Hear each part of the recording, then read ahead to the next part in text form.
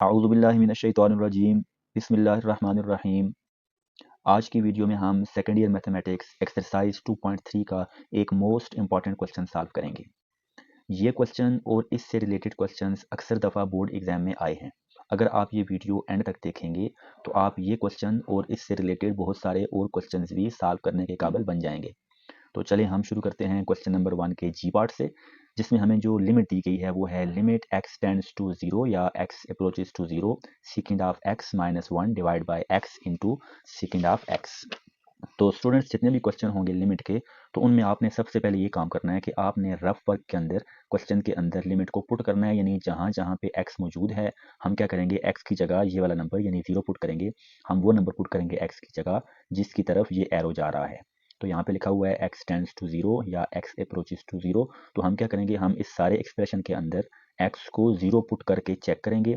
अगर वो हमारे पास कोई इनडिटर्मिनेट फॉर्म ना बने तो फिर हम उसी को आंसर मान लेंगे, लेकिन अगर कोई वो इनडिटर्मिनेट फॉर्म बनी तो फिर हम उसको थोड़ा सा पहले सिंप्लीफाई करने के बाद लिमिट को पुट करेंगे। तो हम चलें इसको पुट करके यहाँ पे चेक कर लेते हैं। तो जब हम यहाँ पे पुट करेंगे तो हमारे पास ये बन जाएगा सेकेंड ऑफ x, तो x की जगह आ जाएगा हमारे पास 0 माइनस 1।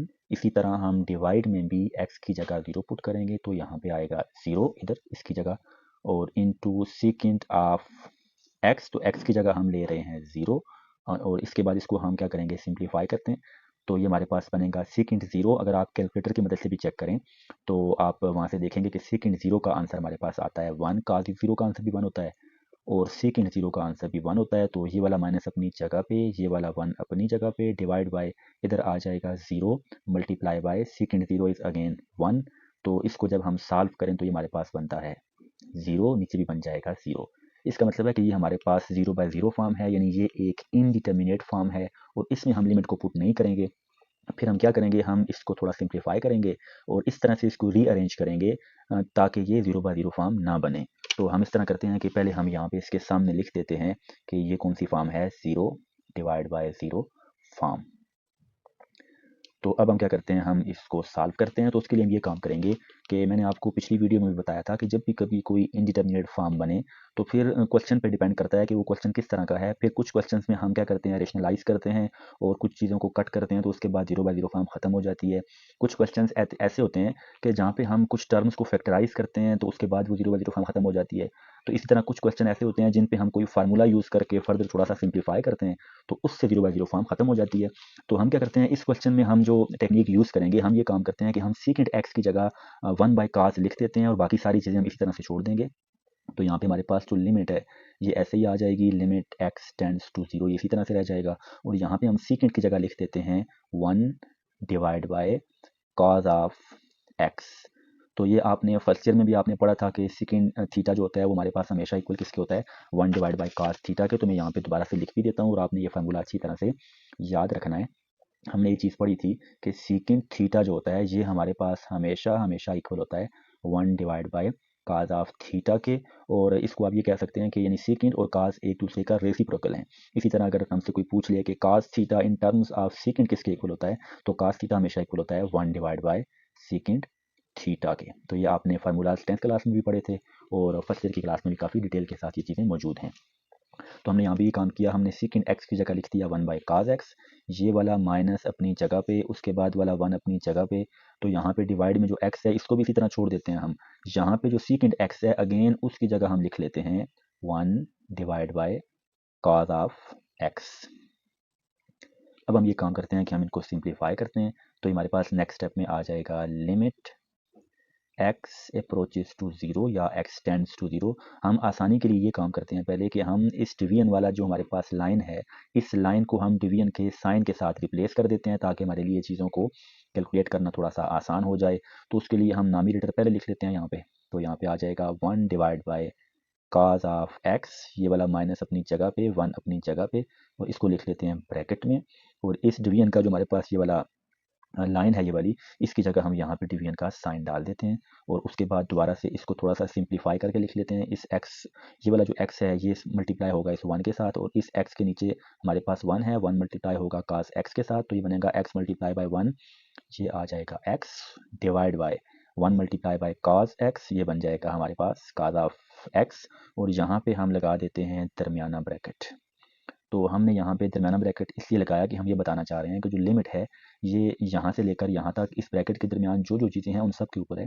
यानी अगर हम ब्रैकेट ना लगाते तो उसका मीनिंग ये भी बन सकता था कि लिमिट इसके ऊपर है और ये साथ में अलग से डिवाइड हो रहा है, जबकि ब्रैकेट लगाने से ये बात क्लियर हो जाती है कि लिमिट इस सारे के ऊपर है। यहाँ भी हम देखें तो लिमिट यहाँ पे थी, इट्स मीन के इस सारे के ऊपर लिमिट थी, यहाँ भी हमने इसको ब्रैकेट लगाने के बाद बिल्कुल क्लियर करके लिख दिया।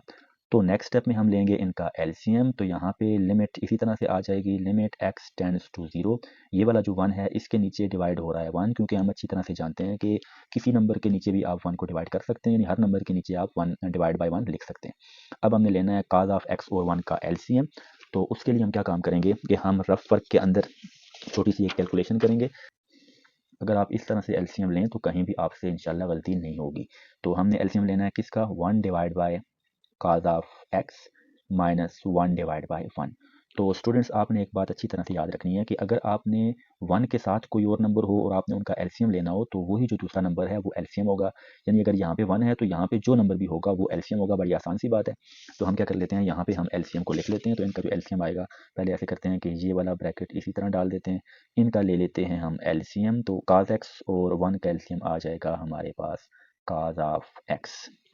अच्छा, अक्सर स्टूडेंट्स यहाँ तक एलसीएम तो ले लेते हैं, लेकिन एलसीएम लेने के बाद जब वो ऊपर चीज़ें लिखने लगते हैं तो वहाँ पे वो अक्सर कंफ्यूज होते हैं और वहाँ पे अक्सर वो गलती कर देते हैं। तो आपको मैं एक आसान सा तरीका बताता हूँ कि आपने क्या काम करना है कि आपने जो एलसीएम फाइंड किया है, आप रफ वर्क के अंदर आपने वो वाला जो स्टेप यहाँ पे लिखा है इसके साथ आप इधर भी मल्टीप्लाई कर दें एलसीएम को, जो कि हमारे पास था cos ऑफ x, और इस टर्म के साथ भी यहाँ पे आप रफ वर्क के अंदर इस एलसीएम को मल्टीप्लाई कर दें।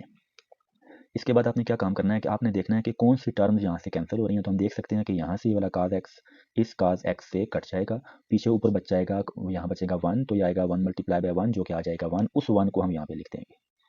उसके बाद ये वाला साइन आपने इसी तरह यहाँ पे डाल देना है। यहाँ पे अगर आप देखें तो ऊपर कुछ भी नहीं कटा, तो ऊपर हमारे पास बच गया 1 multiply by cos of x, तो वो बन जाएगा हमारे पास cos ऑफ x। तो इस तरीके से आप बड़ी आसानी से किसी भी टर्म का एलसीएम लेने के बाद आप उसको सिंप्लीफाई कर सकते हैं। तो नेक्स्ट स्टेप में हम क्या काम करते हैं कि हम इस डिवीजन को चेंज कर देते हैं मल्टीप्लाई में। तो आप अच्छी तरह से जानते हैं कि जब भी कभी डिवीजन को मल्टीप्लाई में चेंज किया जाता है तो जो टर्म नीचे होती है उसको हम ऊपर लिख देते हैं, यानी डिनोमिनेटर को हम लिख देते हैं नोमिनेटर की जगह, और इसी तरह जो टर्म ऊपर होती है उसको हम लिख लेते हैं नीचे, यानी डिनोमिनेटर में। जो ब्रैकेट हमने यहाँ से स्टार्ट किया था उसको यहाँ पे हम क्लोज कर देते हैं। तो यहाँ से हम देख सकते हैं कि ये वाला जो cos ऑफ x है ये इस cos x से कट गया, जो हमारे पास बच गया उसको हम यहाँ पे लिखते हैं। तो यहाँ पे हमारे पास आएगा लिमिट x अप्रोचेस टू 0, और इधर हमारे पास ऊपर बच जाएगा 1 minus cos x multiply by 1, यहाँ पे 1 बच गया और यहाँ भी 1 बच गया। तो 1 multiply by cos of x into 1, ये हमारे पास आ जाएगा 1 minus cos of x divide में हमारे पास यहाँ पे 1 है, यहाँ पे x है, तो 1 मल्टीप्लाई बाय x ये हमारे पास बन जाएगा x।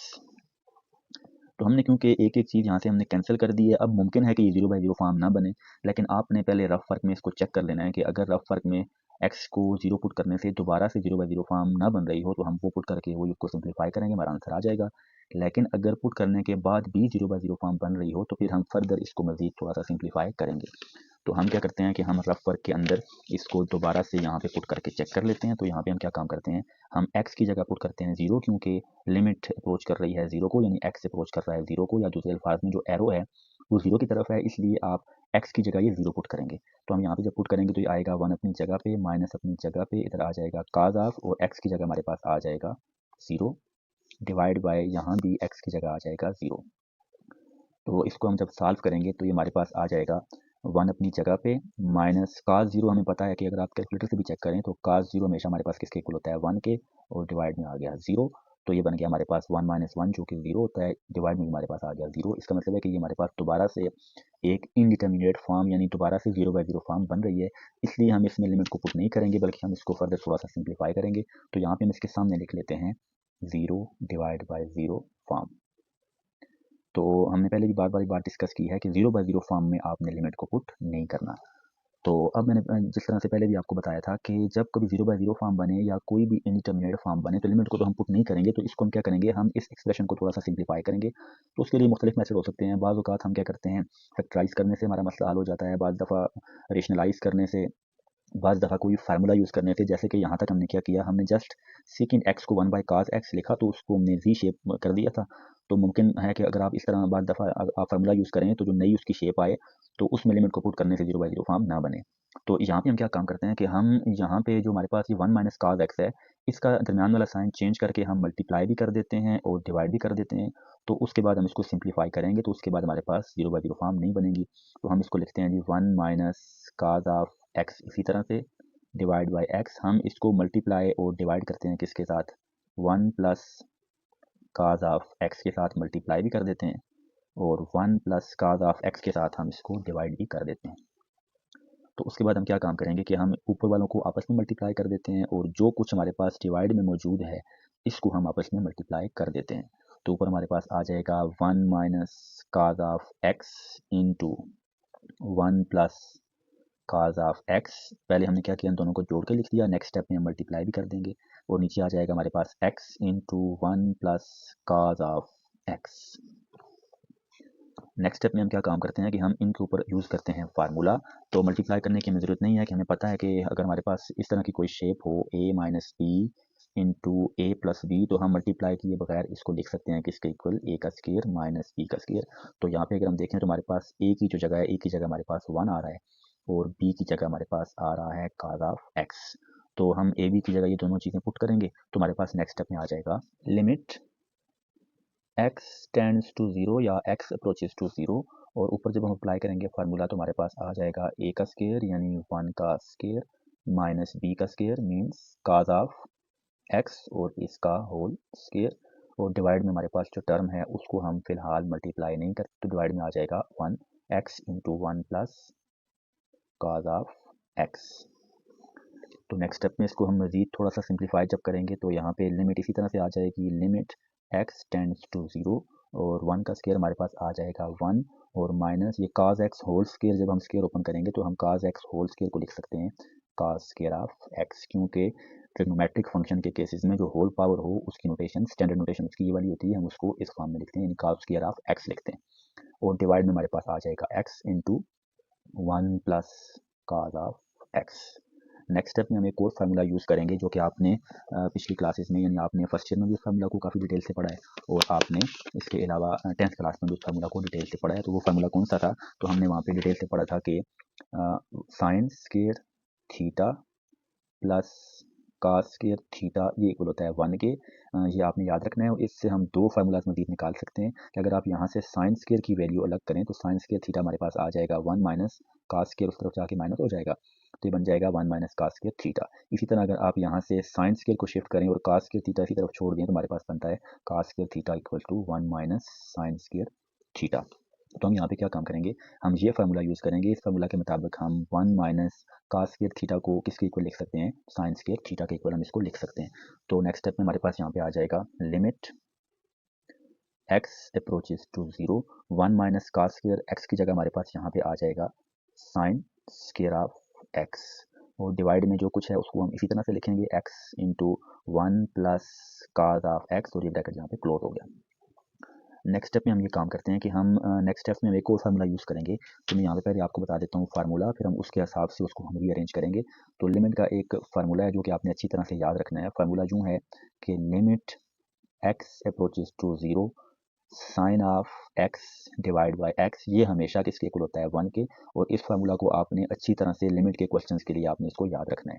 यानी इसमें तीन चीज़ें आपने नोट करनी है, एक ये कि जो लिमिट है वो x अप्रोच कर रहा हो 0 को, दूसरी बात कि यहाँ पे भी x हो यहाँ पे भी x हो, तो फिर हम इस सारे एक्सप्रेशन को लिखते हैं 1। हमने अभी ये काम करना है कि हम ये फार्मूला यहाँ पे यूज़ करवाएंगे। तो आप चेक करें कि यहाँ पे हमारे पास इस फार्मूला की तीन में से दो चीज़ें मौजूद हैं। एक चीज़ हमारे पास जो लिमिट है वो 0 को अप्रोच कर रही है, यहाँ भी 0 को अप्रोच कर रही है। दूसरी चीज़ यहाँ पे नीचे x है, यहाँ भी नीचे x है, अलबत्ता वहाँ पे ऊपर साइन x है जबकि यहाँ पे साइन स्क्वायर ऑफ x है, इसलिए हम स्क्वायर को तोड़ के लिखेंगे, हम इसको 2 दफ़ा लिख देंगे ताकि वो वाली शेप बन जाए। तो हमारे पास नेक्स्ट स्टेप में आ जाएगा limit x approaches to 0, sine square x को हम लिख देते हैं sine of x into sine of x।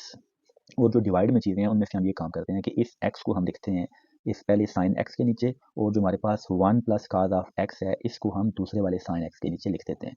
आपको पता होना चाहिए कि अभी अगर आप इसको मल्टीप्लाई करें तो नामिनेटर आपस में मल्टीप्लाई होंगे और डिनोमिनेटर आपस में, तो अगर आप इनको मल्टीप्लाई करें तो वापस वो वाला स्टेप बन जाता है।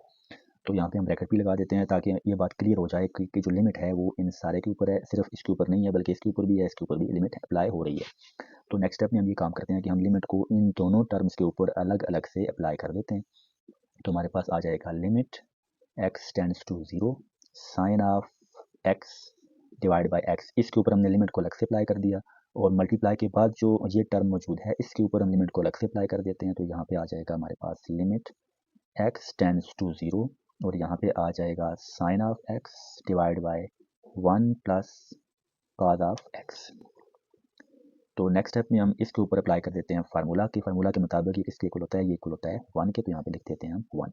तो यहाँ पे आपने एक चीज़ याद रखनी है कि जब भी कभी लिमिट को अप्लाई किया जाता है तो साथ में इस लिमिट को नहीं लिखा जाता। तो बहुत से लोग जो होते हैं वो यहाँ पे एक मिस्टेक करते हैं कि इसको 1 लिखने की बजाय वो यूँ लिख देते हैं कि लिमिट x टेंड्स टू 0 1। तो आपने ऐसे नहीं करना, जब लिमिट अप्लाई हो जाती है तो फिर उस लिमिट को लिखा नहीं जाता। इसी तरह यहाँ पे डॉट या मल्टीप्लाई के बाद हम ऐसा करते हैं कि ऊपर हम लिमिट अलग से अप्लाई कर देते हैं, नीचे अलग से, क्योंकि यहाँ पे अगर आप लिमिट ऊपर नीचे अलग से अप्लाई करेंगे तो 0/0 फॉर्म नहीं बनेगी। लेकिन अगर यहाँ भी लिमिट को अप्लाई करने से 0/0 फॉर्म बन रही हो तो आप फर्दर कोई ऐसी कैलकुलेशंस करेंगे कि 0/0 फॉर्म ना बने, जिस तरह हमने पीछे उसको रीअरेंज करके 0/0 फॉर्म हमने ख़त्म की थी। तो यहाँ पे हम लिमिट को जब अप्लाई करेंगे तो यहाँ पे आ जाएगा साइन ऑफ 0, यानी x की जगह पुट करेंगे 0। अगेन मैंने आपको बता दिया कि आपने जब लिमिट अप्लाई किया है तो फिर आप इसको इधर पीछे लिखेंगे नहीं। तो डिवाइड में भी अप्लाई करते हैं तो डिवाइड में आ जाएगा 1 प्लस यहाँ पे आ जाएगा कॉज ऑफ x की जगह अगेन पुट कर देंगे 0। तो नेक्स्ट स्टेप में हमारे पास आ जाएगा 1 इंटू साइन 0, ये हमारे पास हमेशा किसके इक्वल होता है 0 के। आप इसको कैलकुलेटर की मदद से भी सॉल्व कर सकते हैं। और डिवाइड में आ जाएगा 1 प्लस कॉस 0 इज अगेन 1। तो हमारे पास बन जाएगा 1 into 0 divide by 2। Next step हम यहाँ पे लिख देते हैं। तो यहाँ पे हमारे पास आ जाएगा 1 मल्टीप्लाई बाई 0 डिवाइड बाई 2, ये हमारे पास बन जाएगा 0। और इसका आंसर फाइनल हमारे पास आ जाएगा 1 multiply by 0 which is equal to 0। तो लास्ट स्टेप में हमने जो क्वेश्चन जहाँ से हमने स्टार्ट किया था वो स्टेप हम यहाँ पे लिख देंगे।